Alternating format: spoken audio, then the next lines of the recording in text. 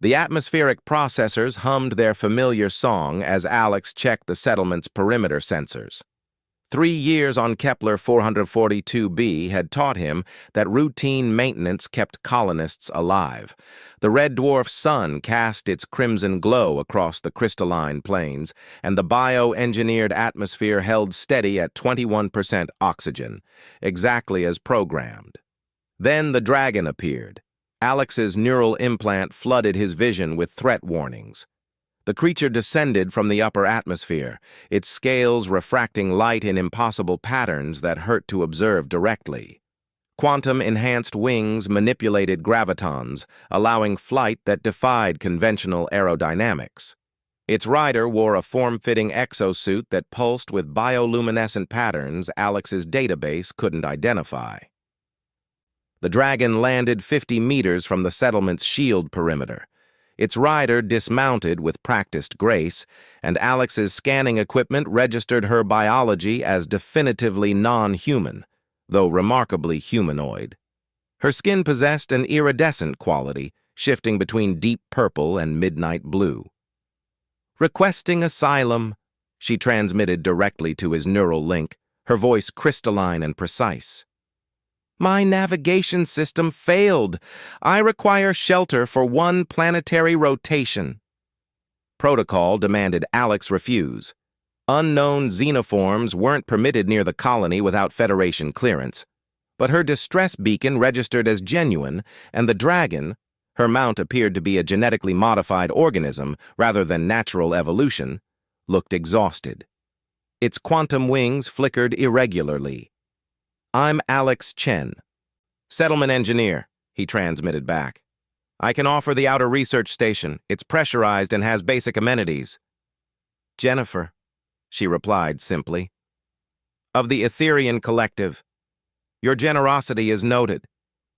Alex guided her to the research outpost, a transparent dome where xenobotanists studied Kepler's native crystalline flora.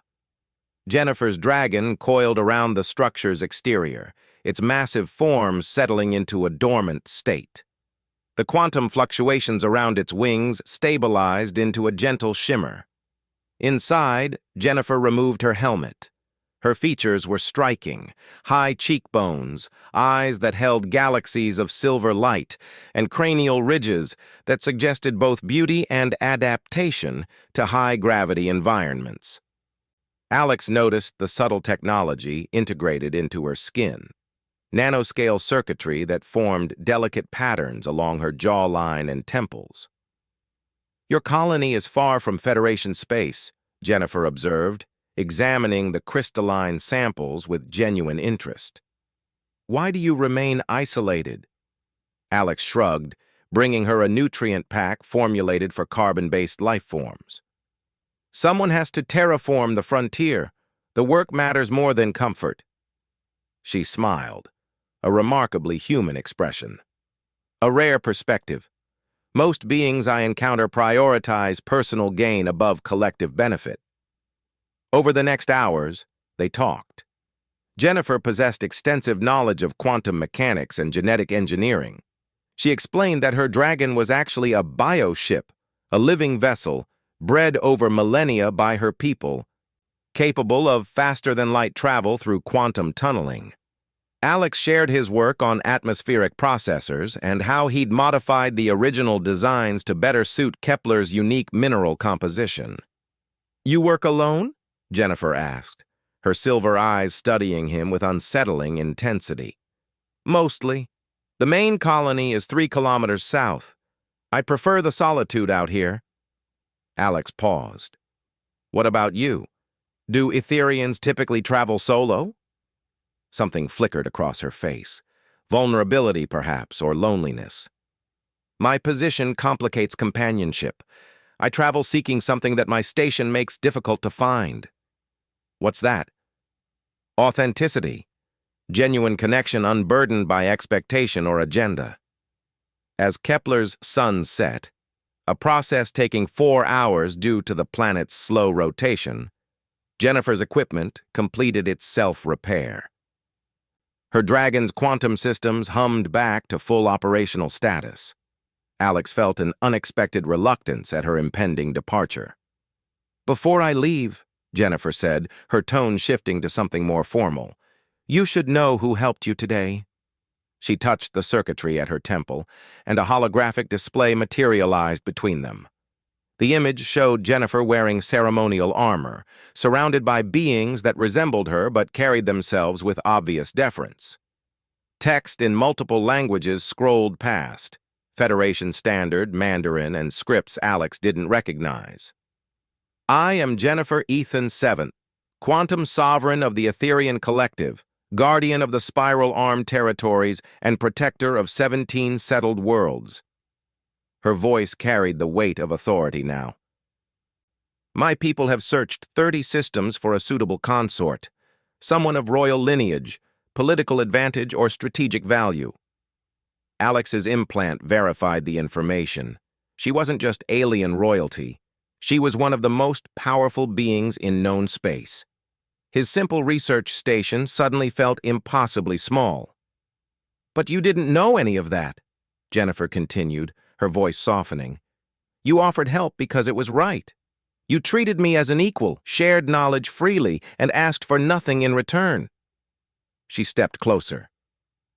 "Do you understand what that means to someone who has spent decades surrounded by courtiers and sycophants?" "I just followed basic decency," Alex said, genuinely confused. "Exactly." Jennifer's smile held both sadness and hope. "My people have a tradition.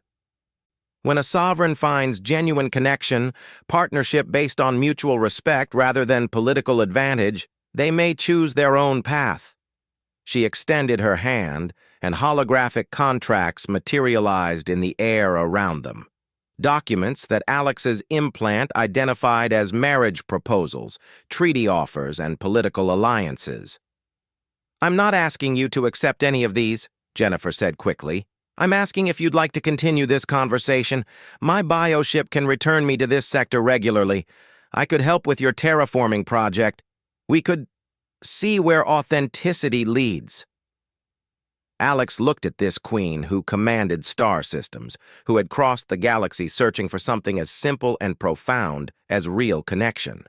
He thought about his solitary work, his self-imposed isolation, and the unexpected joy of these few hours.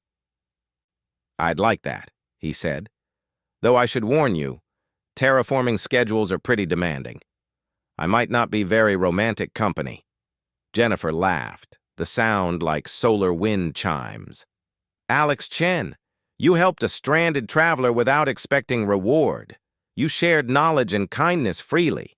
That's more romantic than any courtship ritual I've encountered in 60 worlds." Outside, her dragon stirred, its quantum wings beginning to shimmer with departure preparations.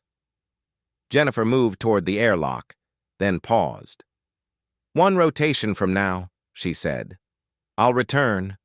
We'll talk more about atmospheric processors and quantum bioships, and perhaps about what 2 very different people might build together." As her dragon lifted into Kepler's crimson sky, Alex watched until the quantum shimmer faded into the stars. His neural implant was already calculating the planetary rotation, counting down to her return. He had helped an alien woman. She happened to be a queen. And somehow, impossibly, that felt like the beginning of something extraordinary.